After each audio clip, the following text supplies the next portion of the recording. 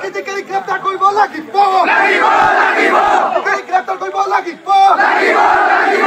তত্ত্বাবধানে নচলিব নচলিব গ্রেপ্তার করক গ্রেপ্তার করক উই ওয়ান্ট জাস্টিস করব লাগিব তত্ত্বাবধানে নচলিব নচলিব গ্রেপ্তার করক গ্রেপ্তার করক উই ওয়ান্ট জাস্টিস উই ওয়ান্ট জাস্টিস উই ওয়ান্ট জাস্টিস গ্রেপ্তার করক অখিলেন যে মানুহৰ তত্ত্বাৱধানে নচলিব মানুহৰ তত্ত্বাৱধানে নচলিব পোষ্টৰ অন্তৰ্গত কেদাৰ হৰি মন্দিৰত যি ধৰণে আজি গৰুৰ মাংস দিয়া হল পৰিকল্পিতভাবে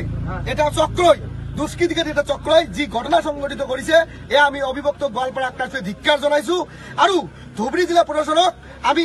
এই মঞ্চৰ পৰা কব বিচাৰিছো যে যেহেতু অতি শীঘ্ৰে 3 দিনৰ আমি সময় দিছো 3 দিনৰ ভিতৰত যিসকলে এই গৰুৰ মাংস আজি বেৰত আনি থৈছে বা মন্দিৰত আজি দিছে দি আমালোকৰ বা কোচ ৰাজবংশী ভূমিপুত্ৰৰ লগত অন্য জাতি জনগোষ্ঠী বা হিন্দুসকলৰ যি আস্থাৰ প্ৰতীক হৰি মন্দিৰত আজি দি আমাৰ আবেগৰ লগত আজি